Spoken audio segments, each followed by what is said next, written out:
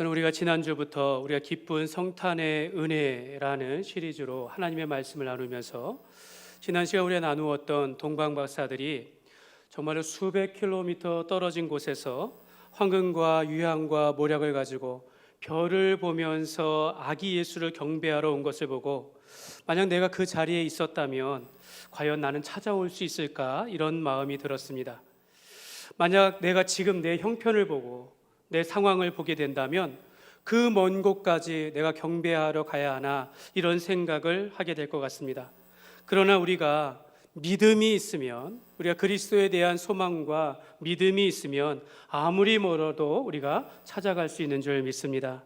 여러분, 예수님의 탄생은 우리의 왕이시고 우리의 대제사장 되셔서 우리가 하나님 앞으로 나아가게 하셨으며 우리의 구원자가 나셨기 때문에 오늘 우리가 이 자리에 믿음으로 하나님을 경배하러 나오게 된 줄 믿습니다.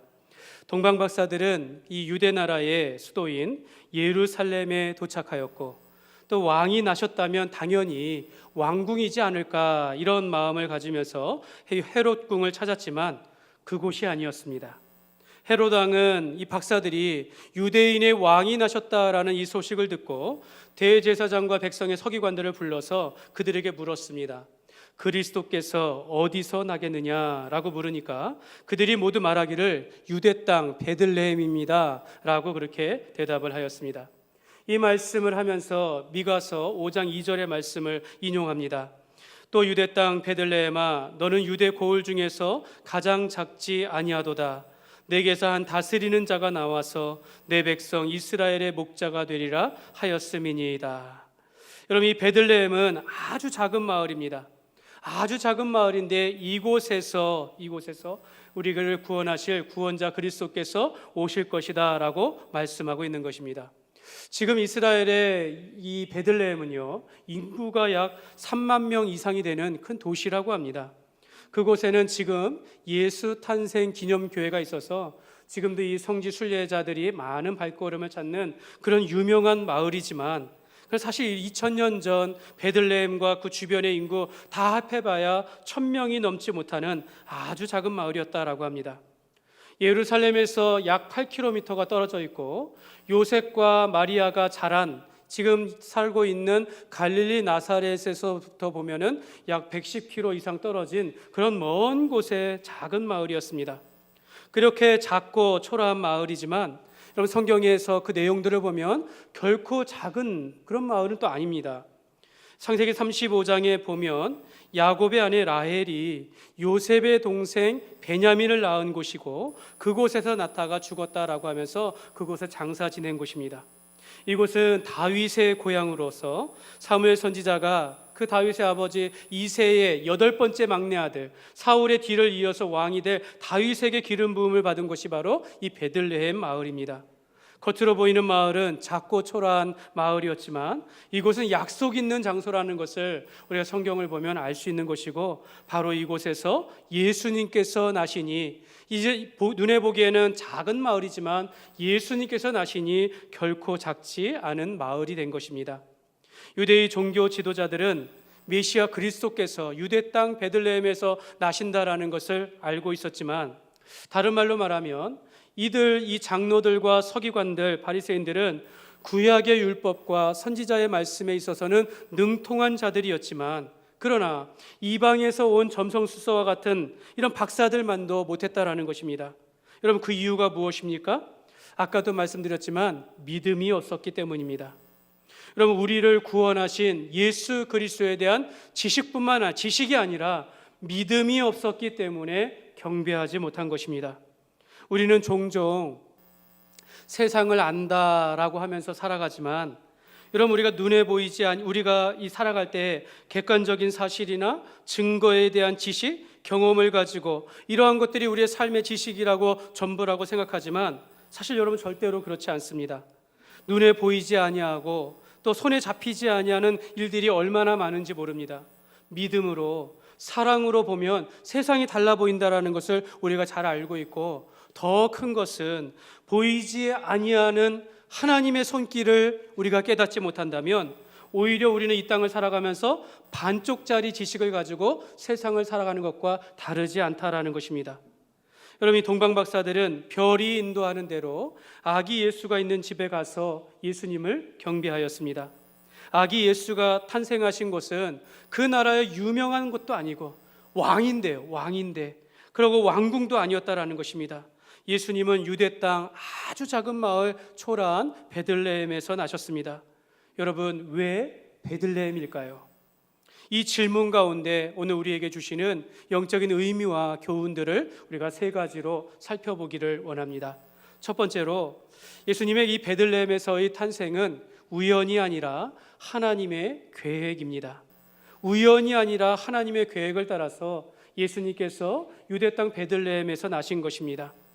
구약의 말씀의 예언을 따라서 이루어진 것인데 예수님의 탄생은 우연이 아니다라는 것을 우리가 알아야겠습니다. 하나님의 구원 계획에 따라서 이루어진, 하나님께서 약속하신 그때에 예수께서 이 땅에 오신 것입니다. A.W. 토저 목사님이 계시는데, 토저 목사님은 하나님의 길에 우연은 없다, 이런 책을 썼습니다. 하나님의 길에 우연은 없다. 여러분도 하나님의 길에는 우연이 없음을 믿으십니까? 저는 오늘 이 시간 저와 여러분의 만남도 그렇고 우리가 혁신중앙교회에서 함께 믿음의 공동체를 이루어가는 것도 저는 우연이 아니라고 생각하고 하나님의 인도하심인 줄 믿습니다. 하나님께서는 마치 우리를 로봇과 같이 조종하지 않으신다라는 것입니다. 꼭두각시처럼 세상을 다스리지 않는다라는 것을 우리가 알아야 합니다. 예를 들어보면 제가 오늘 이 설교를 준비하는 과정 속에서 고민을 합니다. 어떤 말씀을 전해야 할까? 어떤 단어, 어떤 말을 하며 어떤 예화가 적절한가? 말씀의 주제는 무엇이 되어야 하고 적용은 무엇으로 할까?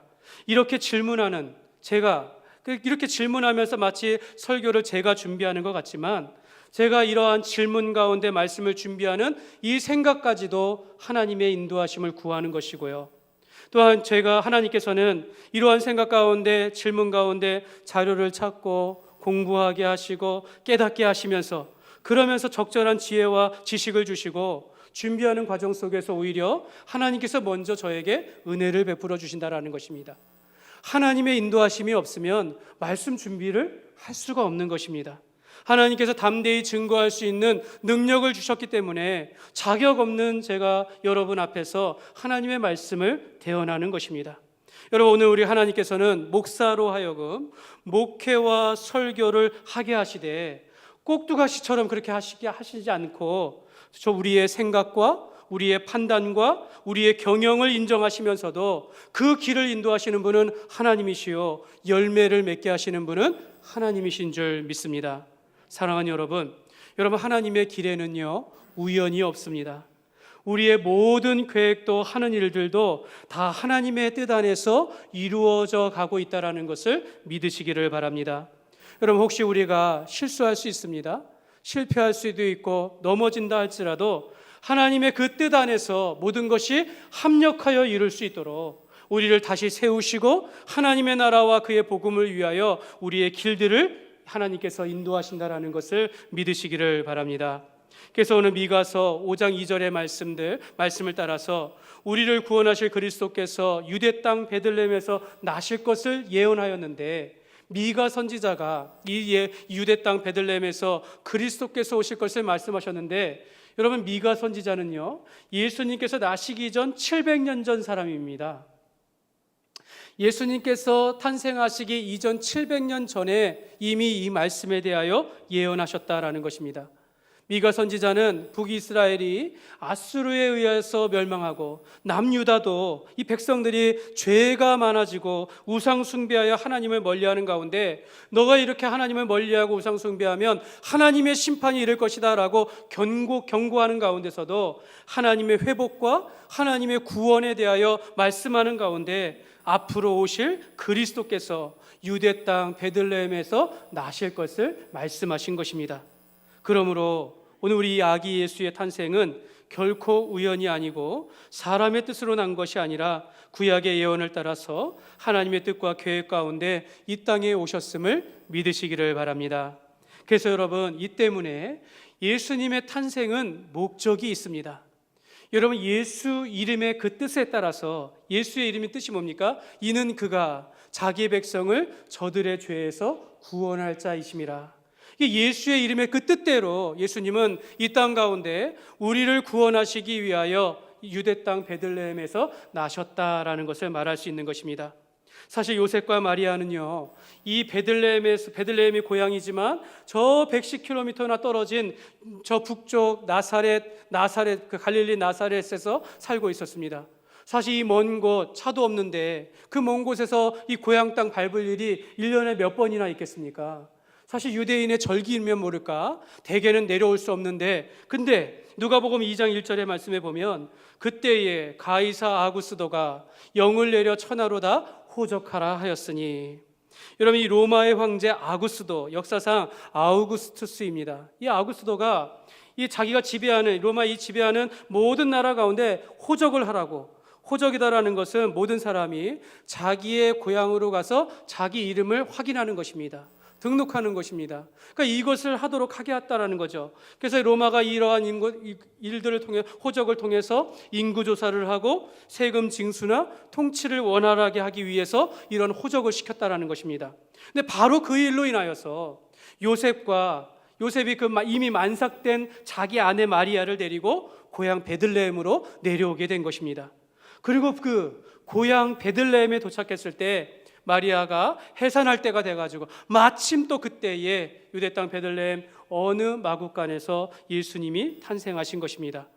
잠언 16장 9절의 말씀에 보면 사람이 마음으로 자기의 길을 계획할지라도 그의 걸음을 인도하시는 이는 여호와시니라.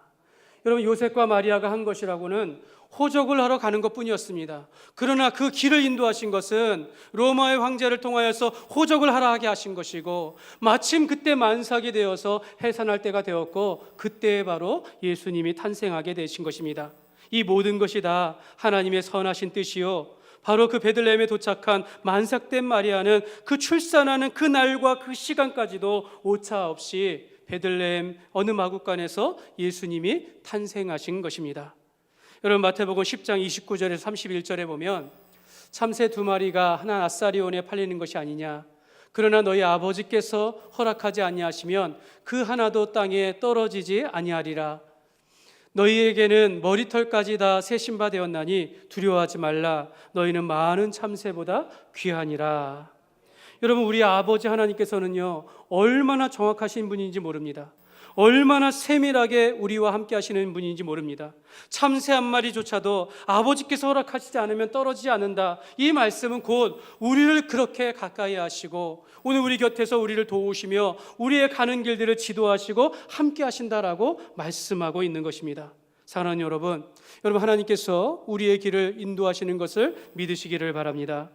여러분 우리의 생명도 우리가 난 것도 우리의 삶도 다 하나님의 뜻 안에 있는 줄 믿습니다. 예수님께서 베들레헴에서 나신 것은 결코 우연이 아니라 하나님의 말씀과 구원의 계획 가운데 이루어진 것처럼 오늘 우리가 세상 가운데 하나님의 자녀로 불러주신 것, 하나님의 선하신 뜻인 줄 믿습니다. 하나님께서 우리를 부르신 것도 우리를 향한 하나님의 계획과 우리에게 베풀어 주실 풍성한 사랑과 은혜가 있다는 것을 믿고 우리가 주님의 말씀과 주의 뜻을 따라서 살아가는 저와 여러분이 되시기를 주님의 이름으로 축복합니다. 두 번째로 예수님께서 베들레헴에서 탄생하신 것은 그의 낮아지심과 겸손을 우리에게 가르쳐 주시기 위함입니다. 베들레헴 에브라다야, 너는 유다 족속에 작을지라도, 정말 작은 마을입니다. 작은 족속 가운데 하나 있는 그런 가정입니다. 미가는 베들레헴이 아주 작은 마을로서 이렇게 말하지만 예수님은 이 작은 마을에서도 가장 천하고 더러운 그 마구간에서 나셨다라는 것입니다. 여러분 이렇게 더럽고 냄새나는 마구간에서 왕이 나셨다 한들 어느 사람이 그것을 믿고 나아가서 예수님을 찾아가서 그를 영접하며 경배할 수 있겠습니까? 이사야서 53장 2절의 말씀에 보면 그는 주 앞에서 자라나기를 연한 순 같고 마른 땅에서 나온 뿌리 같아서 고운 모양도 없고 풍채도 없은즉 우리가 보기에 흠모할 만한 아름다운 것이 없도다. 여러분 예수님은 출생할 때부터요 어떤 풍채나 고운 모양도 없고 우리가 좀 이렇게 흠모할 만한 어떤 것도 없다라고 이야기하는 것입니다. 그만큼 초라하게 탄생하신 것입니다. 그렇게 낮은 곳에서 임하신 것입니다. 여러분, 예수님께서 그가 나실 때 그가 이렇게 볼품없이 탄생하셨는데 여러분, 그의 죽음도 다르지 않다라는 것입니다. 예수님께서 마지막 때에 그의 제자 중 한 명이 자기를 배반하여 자신을 팔아넘겨 버렸어요. 또한 유대인의 장로들과 바리새인들에게 잡혀가지고 그들에게 모함을 받고 모욕을 받고 수치를 당하셨다라는 것입니다. 그의 살이 찢기시고 피가 흘리시기까지 십자가에 못 박혀 달려 돌아가시기까지 그는 고난과 고통을 당하시면서 벌거벗긴 채 십자가에 달려 그렇게 돌아가셨습니다. 여러분, 이 죽음이 어떻게 흠모할 만합니까? 여러분, 이 죽음이 어떻게 우리가 사모할 만합니까? 예수님의 출생이나 예수님의 죽음이나 가장 낮은 자리요 가장 더러운 그런 모습으로 예수님께서 보여주셨다라는 것입니다. 여러분, 예수님의 생애도 그렇습니다. 사랑하는 여러분, 하나님께서는 이렇게 우리가 예수님처럼 가장 낮은 자리로 나신 것처럼 우리가 살고 이처럼 낮아지고 겸손한 삶을 보여주시면서 예수님께서 오늘 우리에게 너희도 나와 같이 살라 라고 하신다면 여러분은 어떻게 응답하시겠습니까? 하나님은 우리를 사랑하시는데 우리를 대신 모욕을 받으시고 수치를 당하시고 고난과 고통 속에서 자기 목숨을 죽게 하기까지 우리를 사랑하시면서 우리를 향하여 말씀하시기를 내가 너희를 사랑한 것 같이 너희도 서로 사랑하라 라고 하신다면 주님, 내가 주님처럼 고난과 고통을 당하면서까지 이웃을 사랑합니다 라고 응답하실 수 있겠습니까? 여러분, 예수님께서 우리에게 보여주신 그 낮아지심과 그의 겸손은 오늘 우리가 어떻게 살아가야 하는지를 가르쳐주고 있는 것입니다. 여러분, 예수님의 생애를 돌아볼 때 여러분, 우리도 그렇게 살아야 한다라고 말하지 않습니까? 예수님께서 살아가실 때 그가 가지고 있는 유일한 별명이 하나 있습니다. 그게 뭐냐면 죄인과 세리의 친구라. 이게 그를 나타내는 별명이었어요. 예수님은 가난하고 아픈 이들과 함께 하셨고 사람들에게 외면당하는 죄인과 세리들 곁에 계시면서 그들과 함께 먹으시면서 그들과 함께 교제하셨다라는 것입니다. 예수님이 죄인과 세리의 친구라고 이야기하는데 저는 예수님에 대하여 이렇게 소개하고 싶습니다. 예수님은 죄인을 사랑하신 분이십니다. 여러분, 창녀였던 막달라 마리아를 사랑하셨고 간음하다 걸려 돌에 맞아 죽을 수밖에 없는 한 여인을 사랑하셨고 민족의 배신자라 불렸던 세리 삭개오를 사랑하셨고 평생 자리에서 일어나지 못한 채 38년 동안 그렇게 병자된 그 병자라 할지라도 예수님은 사랑하시며 그를 치료하여 주셨습니다. 그리고 예수님은 저와 여러분을 사랑하십니다. 여러분, 예수님께서 저와 여러분을 사랑하신다라고 했을 때 이로 인하여 예수님이 죄인의 친구라는 오명을 받은 겁니다. 나를 사랑하시는 그 이유로 인하여서 많은 사람에게 저 같은 사람을 사랑하신다라고 하면서 죄인의 친구라는 오명을 받으심에도 불구하고 오늘 우리를 사랑하신 줄 믿습니다. 예수님께서 이런 비유의 말씀을 하셨습니다.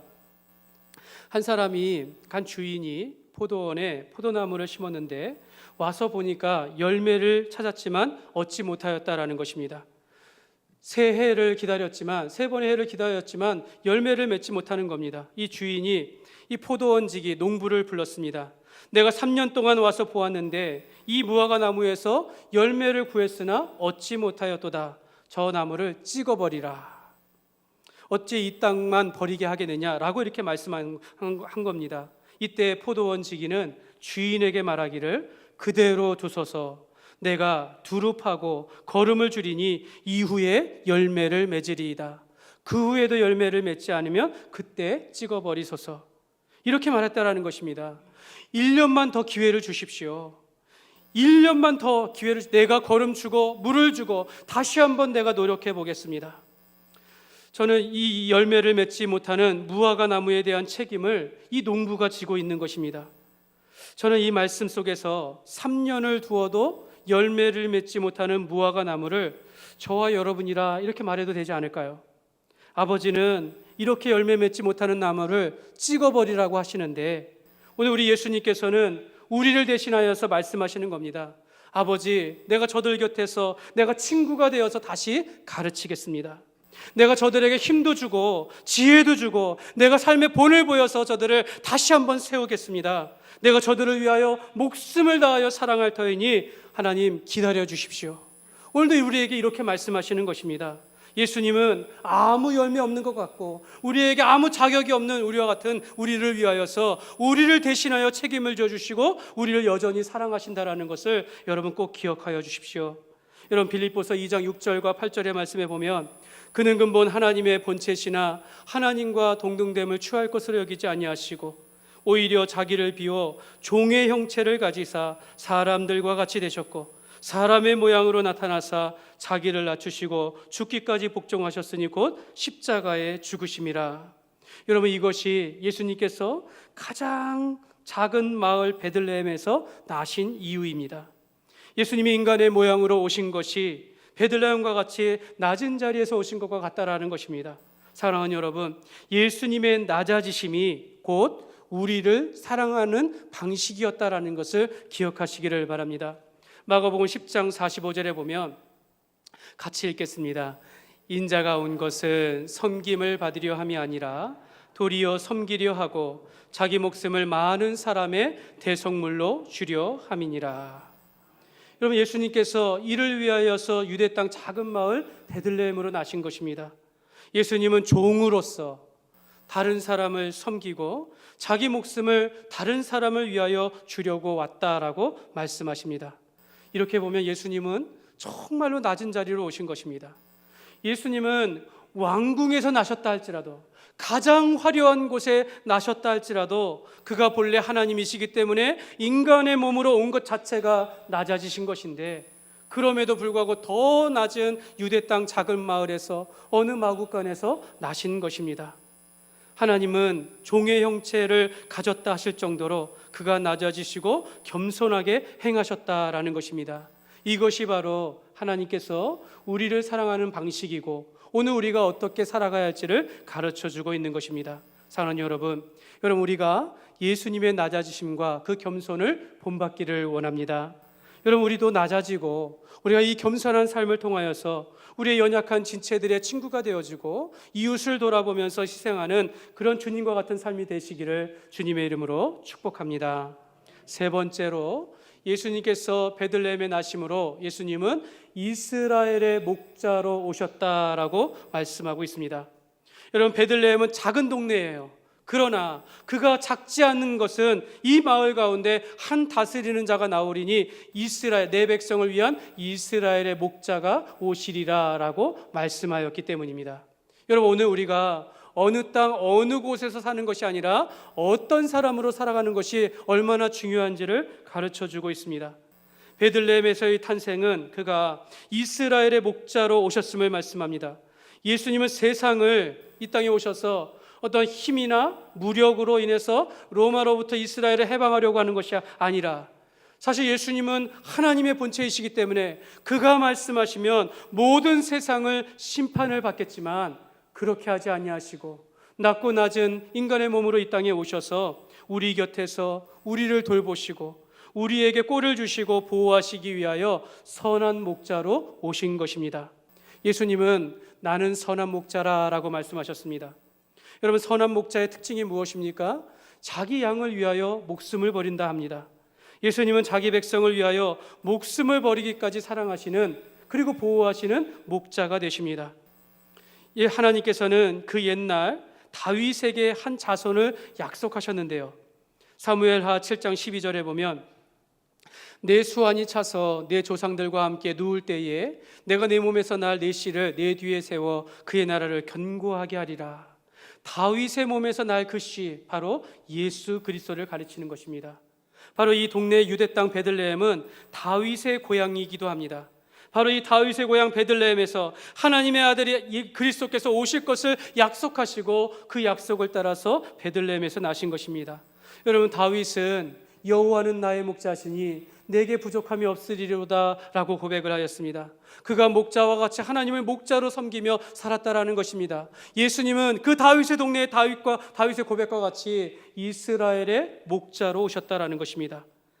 목자는 양을 인도합니다. 쉴만한 물가로 인도하고 꼴을 먹이고 참된 위로와 생명의 양식을 주심과 같이 우리를 그렇게 지켜주신다라고 약속하고 있는 것입니다. 예수님은 나는 양의 문이라 라고 말씀하셨습니다. 양들은 목자의 음성을 듣고 그 양의 문을 통하여 우리로 들어가게 되어집니다. 양의 문을 통하여 들어가고 나아가고 양의 문을 통하여서 그가 보호를 받는다라고 성경은 말씀하고 있습니다. 여러분, 우리가 어두운 밤에 있을지라도 하나님께서는 예수님께서는 우리의 목자 되셔서 우리를 지켜주시고 우리가 주님 안에 있을 때 가장 안전한 삶을 살아간다라고 말씀하고 있는 것입니다. 여러분, 선한 목자의 가장 중요한 은혜로운 것은요, 여러분, 한 마리의 양을 잃어버렸을 때 여러분 그 목자가 어떻게 합니까? 그 99마리의 양을 다 내버려 두고 한 양을 찾기 위해서, 그것이 사나운 짐승이라 할지라도 어두운 골짜기라 할지라도 자기 몸을 희생하여 끝까지 찾아가 구한다라는 것입니다. 한 영혼을 구하고 그 양을 구했을 때 정말로 천하보다 귀한 그 은혜를 얻으며 감사하고 기뻐한다라고 성경은 말씀하고 있습니다. 사랑하는 여러분, 예수님께서 이 땅에 우리의 목자로 오신 줄을 믿습니다. 예수님 오늘도 우리의 목자가 되셔서 저와 여러분의 삶을 보호하여 주시고 우리에게 필요한 양식을 주시며 또 우리의 모든 어려운 상황 가운데서도 피할 길을 내주시고 길을 만들어 주시고 우리에게 복을 허락하신다라는 것을 믿으시기를 바랍니다. 말씀을 맺겠습니다. 사랑하는 여러분, 우리가 이렇게 얘기할 수 있습니다. 하나님, 왜 여기입니까? 이렇게 질문할 수 있지 않습니까? 하나님, 왜 제 인생은 왜 이렇게 힘이 듭니까? 이런 말을 할 수 있는 겁니다. 하나님, 왜 접니까? 왜 저를 부르셨습니까? 나는 아무것도 아닌 것 같고 나는 참 부족한 것 같은데 왜 나를 여기에, 왜 저를 주님 안에서 불러주셨습니까? 우리도 이렇게 질문할 수 있습니다. 사랑하는 여러분, 왜 베들레헴입니까? 여기에 답이 있습니다. 하나님의 뜻이기 때문입니다. 예수님께서 베들레헴에서 나신 것은 우연이 아니라 하나님의 뜻이다 말씀하신 것처럼 저와 여러분을 부르신 것 하나님의 은혜인 줄 믿습니다. 하나님의 뜻인 것이죠. 왜 베들레헴입니까? 베들레헴은 작지만 결코 작지 아니한 것은 그곳에서 한 다스리는 자 이스라엘의 목자가 나셨기 때문입니다. 나는 부족하고 나는 작고 나는 아무것도 아니지만 예수님께서 내 안에 나의 목자가 되심으로 내가 작지 아니하는 그러한 인생을 산다라고 말씀한 것입니다. 여러분, 이런 말이 있습니다. 예수님이 유대 땅 베들레헴에서 1000번을 태어나셨다라고 하더라도 내 안에서 나신 바 되지 않으면 오늘 나는 여전히 잃은 자였으리라. 여러분, 예수님께서 유대 땅 베들레헴에서 나신 것과 오늘 나와 무슨 상관이 있습니까? 낮고 낮은 정말 마국과 같은 내 마음 가운데 예수님께서 내 마음 가운데 함께 하시고 내가 예수님을 영접하며 그를 경배할 때 우리의 삶이 의미가 있는 줄 믿습니다. 그러므로 우리가 오늘 우리의 목자가 되어 주셔서 오늘도 우리와 함께 하여 주시고 오늘도 우리를 물가로 인도하시며 우리에게 필요한 양식을 주시고 우리를 지켜주시는 그 예수님을 우리의 목자로 여기며 살아가야 될 줄 믿습니다. 오늘 왜 나입니까? 라고 우리가 말하는 것이 아니라 하나님께서 먼저 내가 너를 택하였고 내가 너를 불렀다라고 말씀하십니다. 그러므로 오늘 우리가 예수님의 탄생, 그 작고 작은 마을에서 나신 것처럼 예수님이 낮아지시고 겸손하신 거고 저의 죄인의 친구 되신 것처럼 오늘 우리도 예수님의 삶을 본받아서 이웃을 사랑하되 우리도 조금 더 낮은 마음으로 우리도 겸손함으로 이웃을 섬기는 삶이 되어야 될 줄 믿습니다. 오늘도 우리가 주님의 마음을 본받아서 아기 예수 탄생 나를 위한 것이며 나를 이 땅에 보내신 이유가 있음을 우리가 바라보면서 주님을 목자로 여기며 목자로 모시며 살아가는 저와 여러분의 삶이 되시기를 주님의 이름으로 축원합니다.